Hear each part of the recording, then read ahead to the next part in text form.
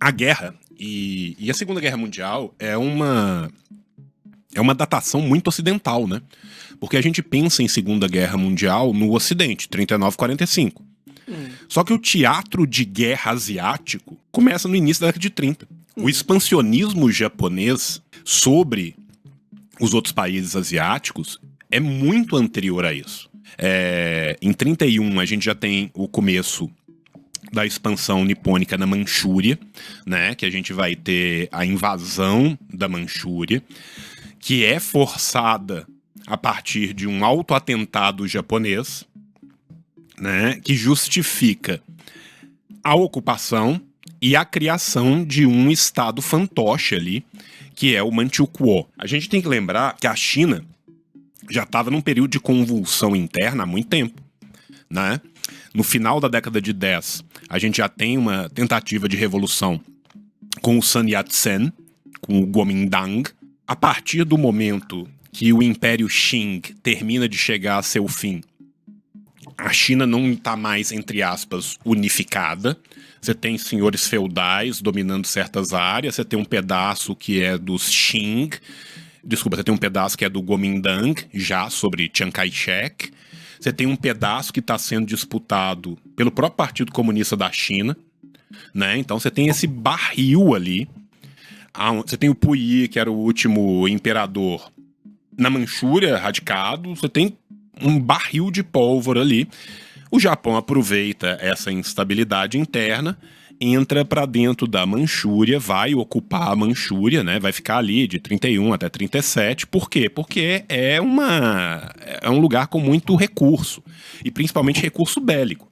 Por quê? Porque era muito claro que haveria uma outra guerra grande, uma outra guerra com possibilidade de ser mundial, né? Por quê? Quando a gente termina a Primeira Guerra, a gente tem uma contenda interimperialista aonde os tratados que são impostos são completamente vexatórios.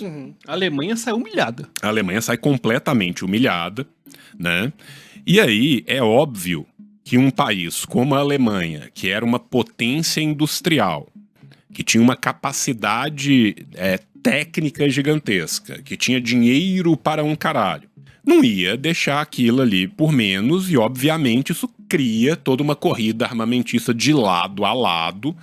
Se começa a ceder muita coisa para a Alemanha, na esperança de que a Alemanha seja um controle para a União Soviética, porque a gente tem que lembrar que no meio da guerra a gente tem a Revolução de Outubro, a União Soviética entra em guerra civil, que é a única guerra civil do mundo que de um lado você tem um exército e do outro lado você tem 14 potências estrangeiras beligerantes, né? O conceito de guerra civil mais estranho do mundo. Mas você tinha uma esperança que um novo crescimento da Alemanha servisse para que não houvesse uma expansão da União Soviética. Porque na sequência da Revolução da União Soviética, você tem a tentativa de revolução na própria Alemanha em 19, com a Liga Espartacus. 21, a Mongólia se torna socialista, é o segundo estado do mundo a se tornar socialista, né? Com o Shuk Bakhtari e depois com o Chorlogin Choibalsan, né? Escreva esse nome no chat, tá? Se você está vendo e prestando atenção, escreva agora no chat Chorlogin Choibalsan, tá? Que é o que o jovem ama. O jovem ama a memorabilia de Chorlogin Choibalsan. Então você tem a Mongólia se tornando ali, e você tem uma pressão sobre a Europa, uma Europa de pós-guerra, uma Europa tentando se reconstruir, os trabalhadores super pauperizados. Vamos lembrar que a Primeira Guerra é uma guerra de trincheira, onde um trabalhador fudido foi para uma trincheira matar outro trabalhador fudido. Nesse caudal, tanto estão crescendo as ideias socialistas, como também estão crescendo as ideias fascistas, porque ambas estão tentando voltar para essa base da sociedade e oferecer para ela algo melhor. Porque, assim, em última instância, o fascismo, quando ele conquista a sua base social, ele não conquista a sua base social virando pros caras e falando: olha, nós vamos chegar no poder, vamos nos aliar à burguesia, vamos dar grana pra caralho pra quem já é rico e pras grandes empresas, e você, povo, vai se fuder. Ele não vai falar isso. Claro, inclusive, né? Fazendo uma crítica aqui ao comunismo, de leve aqui, uma crítica ao comunismo, que é algo que eu já vi o Link comentando, que eu concordo muito. O trabalhador... Mais uma vez, Link sendo O Link citado. tá virando filósofo aqui Nossa, do canal. Nós vamos colocar a cara do Link aqui. Vamos colocar no episódio. Será que o trabalhador revolucionário, ao subir ao poder, continua sendo trabalhador, que é um grande problema. Sim, o que acontece, né, cara? Uma coisa é um Estado pré-revolucionário, outra coisa é uma transição para o socialismo, né? Qual que é a grande diferença do socialismo para o anarquismo? E aqui eu vou ser muito reducionista, você anarquista em casa, por favor, não me odeie, tá? É que o anarquismo está pregando uma abolição instantânea do Estado. Ex post-revolução, abole-se o Estado. O socialismo não. Terminou a revolução, você tem que erigir um novo Estado socialista. Então, primeiro você vai ter um período de transição do capitalismo para o socialismo. Depois você vai chegar no socialismo. E aí, quando você chega no socialismo, você começa um período de transição do socialismo para o comunismo. Né? Então, isso aqui é uma longue durée, né? Vamos ser brodeliano aqui. É uma longa duração histórica. Qual que é o problema? As pessoas tomam um Estado e o Estado está ali em frangalhos. Você não consegue, primeiro, ocupar a máquina estatal só com os revolucionários. Quantos por cento da Rússia eram feitos de revolucionários? A Rússia teve uma revolução que foi uma revolução muito pouco sangrenta. Né? Ao contrário da Revolução Chinesa, que é uma guerra popular prolongada, que se estende da década de 20 até quase 1950. São 3 décadas de guerra, com invasão japonesa, com Segunda Guerra Mundial no meio, com guerra contra o Kuomintang, com momento que está do lado, momento que está contra, momento que junta de novo para expulsar os japoneses, momento que briga de novo interno. A Rússia não. A Revolução Russa foi muito rápida. Quanto mais você for pensar, né, que ela sai do período inicial dela não como uma revolução socialista, mas como uma revolução burguesa, uma revolução modernizante burguesa análoga ao que tinham sido as revoluções do século XVIII e começo do XIX na Europa, para uma fase revolucionária em 7 meses.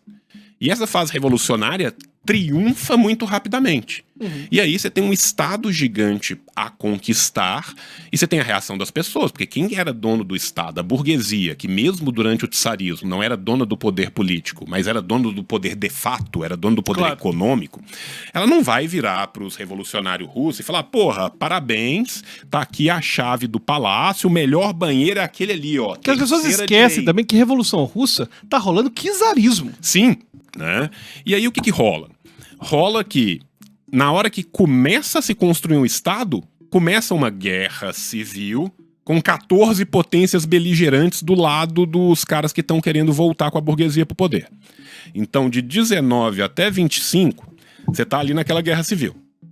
A partir daí, você vai começar a ter os planos quinquenais. Só que quando você tem o primeiro plano quinquenal, no meio do primeiro plano quinquenal, você já tem que mudar tudo, porque já tá com um sinal de guerra global de novo. Então, assim, primeiro, os revolucionários mesmo, o pessoal que era do POSDR, Partido Operário Social Democrata Russo, que depois vai virar o PICUS, Partido Comunista da União Soviética, eram poucos. Essas pessoas entram para dentro da sociedade. Os sovietes não foram criados por eles quando eles chegaram, os sovietes já existiam. Quem criou os sovietes foram os próprios trabalhadores. Eles entram para dentro dos sovietes para organizar como vanguarda aquilo, como ponta de lança da revolução. Os trabalhadores estão entrando junto com eles. Só que quando você ganha esse Estado, você finalmente tem um mínimo de estabilidade nesse Estado no meio da década de 20, você já tem que começar a mudar as coisas porque tem uma guerra batendo, tem ventos de guerra batendo aqui. Além disso, nós estamos falando, vamos lembrar que o Marx achava que uma revolução como essa ia acontecer na Inglaterra, na Alemanha, talvez na França. Por quê? Porque era onde o capitalismo estava mais avançado. E, portanto, as contradições desse capitalismo estariam mais avançadas. Aonde que a revolução ocorre? Num país com 93% de analfabeto, rural e não eletrificado. A Rússia tinha grandes bolsões aonde a burguesia operava nas grandes cidades, normalmente fronteiriças com o Ocidente. Vamos lembrar que a Rússia faz fronteira com a Alemanha e com o Japão, né? Mas o resto desse país aqui, meu irmão, era de camponês analfabeto vivendo em esbá. Sendo que a servidão de gleba na Rússia foi extinta na letra da lei em 1870, mas não tinha sido extinta de praxe, de verdade. Então nós estamos falando de um país que tinha que ser eletrificado. Qual que é a primeira grande campanha de Lenin? Eletrificação da Rússia. A Revolução Russa é a eletrificação da Rússia, que é seguida depois pelo Stalin. Então você tem que construir um novo Estado no meio de uma guerra, onde o exército russo ia descalço a pé e sem arma quem estava atrás, porque sabia que o cara da frente ia morrer e você ia pegar a bota, a arma e o negócio dele. Num país pauperizado, analfabeto, sem eletricidade. Beleza, chegou em 25, começa a organizar isso aí. Em 31, o Japão está invadindo a Manchúria. No começo da década de 30, o Japão está tentando invadir a Mongólia. Não conseguiu. O Chorlogin Choibalsan, escreva esse nome no seu chat, né, conseguiu segurar a tentativa de invasão do Japão à Mongólia, que inclusive se não tivesse conseguido segurar, o Japão tinha entrado dentro da Rússia, via Mongólia. E aí o Kisuko tinha fervido de uma outra forma, né? Então assim, do lado dos caras... E você tem que pensar que a Rússia tem a cabecinha na Europa, mas o corpo inteiro dela tá na Ásia. Você tá tendo que organizar isso. Você tem um número pequeno de pessoas que era de fato do partido. O partido cresce pra caralho ali a partir de 1917, no começo da guerra, exatamente porque as pessoas se sentem revoltadas de estar sendo mandadas pra guerra numa pauperidade sem fim. Mas por mais que ele cresça para um caralho, nós estamos falando aqui de 5, talvez 10% da população inteira. A reorganização do Estado, você tem que trazer os elementos todos e botar eles pra dentro. Os chefes militares da União Soviética no começo eram os mesmos do Império Tsarista russo. Quem vão ser os engenheiros? Quem vão ser as pessoas que vão lidar com o sistema financeiro, entende? Então você tem tudo isso também, né, que a gente tem que pensar nesse desvelar histórico e nessa formação. Então as coisas são bem mais complexas, às vezes, do que a gente pensa. E eu entendo essa crítica do Link no sentido também que há uma burocratização. Mas essa crítica é muito mais válida, por exemplo, pro período do Brezhnev lá na frente. Os trotskistas fazem muito essa crítica. Saca? Fazem. Mas essa crítica é uma crítica muito mais válida lá pra frente. Quando você pensa, por exemplo, né, que depois do 20º Congresso, Nikita Khrushchev faz toda uma política de terra arrasada, mente até falar chega, mente que nem sente, se aproxima do Ocidente até falar chega, ali é o começo do fim. O 20º Congresso é o começo do fim. Né? Por quê? Porque a gente tem a revolução sendo vendida ao capitalismo pelo Khrushchev. O Khrushchev consegue ser tão ruim que ele toma o poder e ele é expulso do poder de tanto que ele abre as pernas. E aí entra o Brezhnev. O Brezhnev foi uma floresta petrificada de burocracia. Os quadros não subiam mais, os burocratas eram burocratas. Ali eu acho essa crítica muito válida.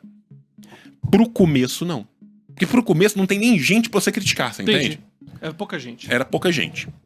Né? Voltando então, né, a gente vai ter primeiro, né, essa expansão japonesa para Manchúria. Manchúria é uma ponta de lança para dentro do continente e Manchúria é um lugar riquíssimo. Manchúria tem ferro pra caralho, Manchúria tem carvão para um caralho. E por que que os japoneses estão tão interessados ali? Porque ali é um ponto nevrálgico que você consegue tentar subir para a Mongólia, você sobe para a Coreia, você entra para dentro da China inteira, você tem a possibilidade de ter uma capilaridade militar muito maior, porque eles precisavam de tomar lugares que eles pudessem extrair as coisas que para usar, né? O solo só do Japão jamais teria sido capaz de fornecer a máquina bélica gigantesca que o Japão teve. Né? A invasão da Coreia no final do século XIX foi muito importante, a manutenção da Coreia invadida, né, como um estado subjugado ao Japão no início do século XX, importantíssimo, né? Eles criam os aibatsus exatamente para criar grandes áreas comerciais e de produção que eram todas voltadas para dentro da economia japonesa, né? É a maravilhosa, como eu já te disse, esfera de coprosperidade, tá? Não é uma esfera, não tem prosperidade. Aí, beleza. Na sequência dessa invasão, você tem a Segunda Guerra Sino-Japonesa, tá? De 37 a 45, que é exatamente a resposta dos chineses a essa invasão. Só que essa resposta demora por quê? Porque os chineses estavam brigando entre si. Porque depois que termina o Império Qing, que era um império de origem na Manchúria, ainda tem isso, tá? Tem toda essa questão de restauração imperial também. Os Qing são da Manchúria, tá? Era uma dinastia vinda da Manchúria. O Japão entra e tá protegendo ali, tá criando o Manchukuo. Ele também tem a desculpa política de falar: Nós somos um império com um imperador defendendo o último imperador Qing aqui, né? Então tem também politicamente, é uma boa desculpa para você fazer isso ali. E aí os japoneses vão se organizar para tentar fazer isso. E como que eles vão se organizar? A organização se dá basicamente entre alguns senhores feudais, o Kuomintang, que a gente chama de Kuomintang aqui no Ocidente, que era o partido fundado pelo Sun Yat-sen, que foi um grande líder revolucionário nacionalista chinês. Ele não era socialista, ele era nacionalista. Você tem uma primavera dos povos na Ásia, você tem revolução no Irã, você tem revolução na China, dessas pessoas que começam a estudar com ocidentais e que levam a ideia de Estado-nação, de soberania do Estado-nação e tal, contra o colonialismo que estava sendo aplicado contra essas nações na década de 10. O Sun Yat-sen morre. O Sun Yat-sen, que inclusive estudou no Japão, estudou numa universidade japonesa. O Sun Yat-sen morre e o genro dele, que era o Chiang Kai-shek, toma o poder do Kuomintang. Só que o Chiang Kai-shek era muito ligado às potências ocidentais. Então, qual que era a ideia, em última instância, do Chiang Kai-shek? Meter uma revolução Meiji ancorada nas potências ocidentais na China. Transformar a China num estado burguês, moderno, mas ligado aos interesses do Ocidente e pago pelos interesses do Ocidente. O que entrou de grana de americano, de britânico, de francês para armar o Kuomintang contra o perigo vermelho do Partido Comunista foi uma enormidade. Então você tem os senhores feudais que eram super tradicionais, com aquela ética, né, quase medieval ali, com uma ética dentro do Império Qing, falando, uma vez que não tem mais o imperador, agora eu mando na minha área. Você tem o Chiang Kai-shek e o Kuomintang super próximos do Ocidente, e você tem o Partido Comunista Chinês muito próximo da Revolução Russa, boa parte dos seus quadros indo estudar na União Soviética, boa parte dos seus quadros formada a partir de universidades japonesas que entraram em contato com o socialismo na Europa, um brigando contra o outro. O Japão entra, os caras falam, peraí, nós precisamos de uma trégua. Vamos parar um pouquinho de um dar facada no outro e vamos dar facada nos japoneses que estão matando todo mundo. Né? Então, assim, 37 é um ano muito importante. Por quê? Porque em 37, a partir do momento que você tem essa unificação e essa ideia de que vamos combater e expulsar os japoneses viram e falam, não, agora o pau vai cantar de outra forma. Né? E aí você vai ter, primeiro, o massacre de Nanquim, né?